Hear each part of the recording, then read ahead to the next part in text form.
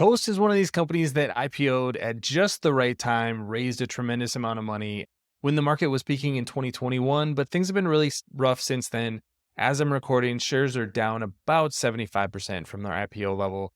The market cap is about $8.4 billion, enterprise value of $7.5 billion.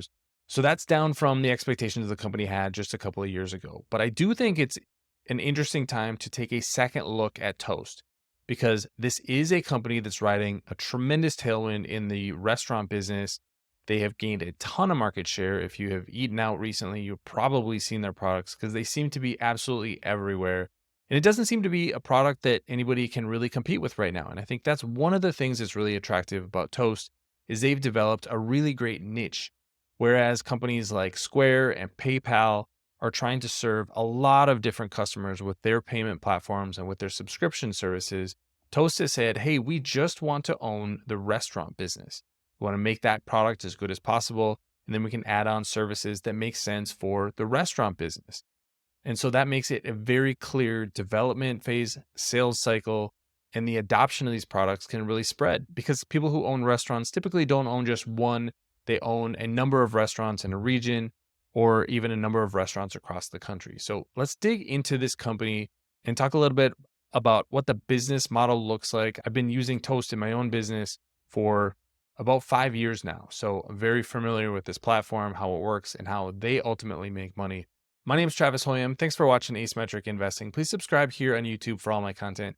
And thanks to this video sponsor, The Motley Fool. Check out fool.com/ASYM for their top 10 stocks to buy right now. I want to start with just a couple of charts that show the broad picture for Toast. The first shows the company's revenue in orange, gross profit in blue, and net income in light orange. And you can see that this has been an absolute growth machine, growing from $665 million in revenue in 2019 all the way up to $3.6 billion in revenue over the last 12 months. So tremendous level of growth. Gross profit has grown along with that. But the downside is they have not been able to get to profitability on a net income basis. That is in large part because they're spending a lot of money on sales and marketing. SG&A expenses were $750 million. So basically eating up all of their gross profit over the past year. So there's really some trade-offs that Toast is making. They're trying to grow as quickly as possible and trading off near-term profitability to drive that growth. But eventually you have to turn the corner to profitability. And I think that's what we're starting to see Toast realize and start to do. So let's look through a few of the metrics and some things that they presented to investors. Thanks to our friends at The Motley Fool for sponsoring this video.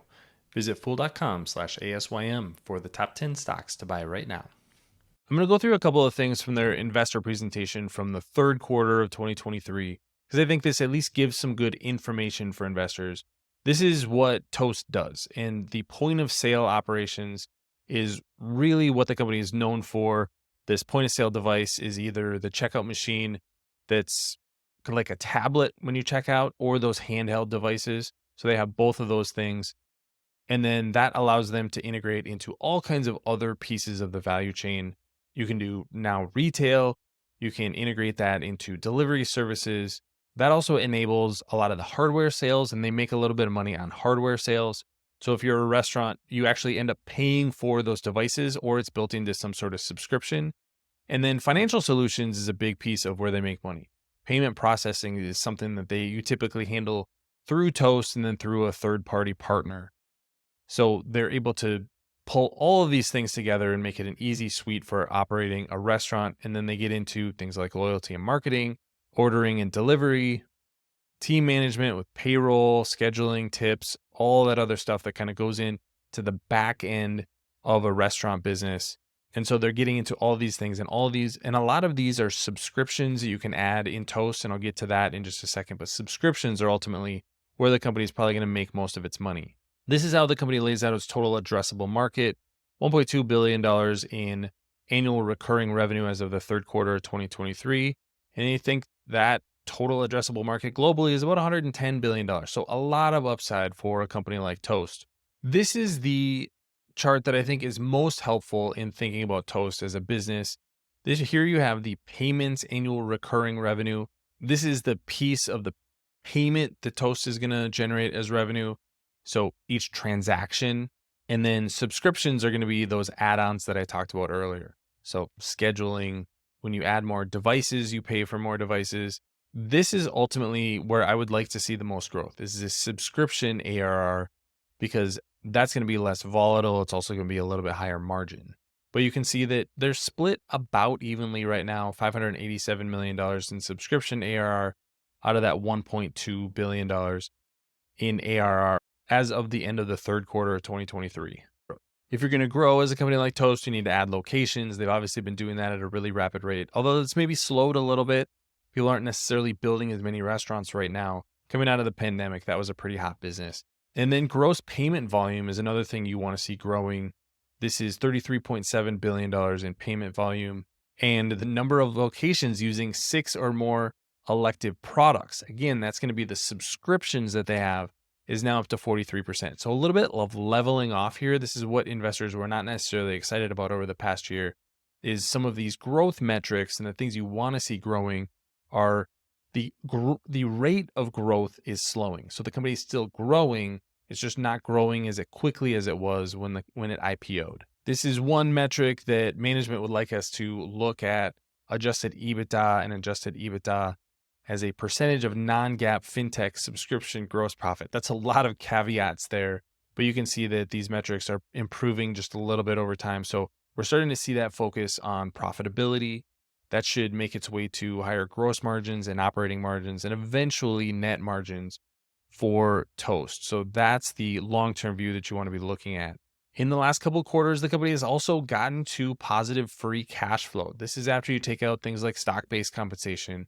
But this is sort of the first step towards profitability, is getting to positive free cash flow. Not a whole lot of free cash flow, but about $75 million in free cash flow over the last couple of quarters. So moving in the right direction for Toast.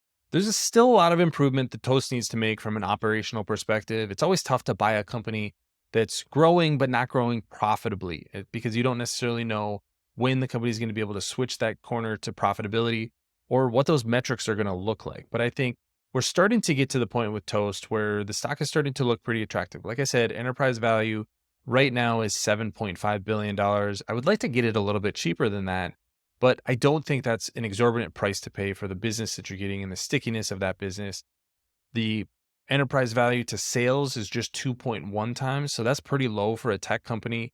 And I think this is a very attractive market to be in. Obviously, restaurants are not going to go anywhere anytime soon. As long as Toast doesn't lose market share, this is a company that should be able to improve that profitability, get some operating leverage out of future growth.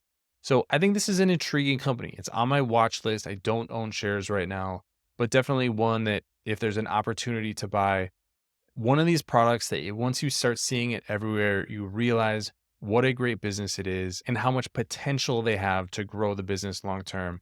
So I like Toast, but it's not on my buy list quite yet. But what do you think? Leave your comments in the comment section below. Don't forget to subscribe to Asymmetric Investing. Thanks for watching, everybody. See you here next time.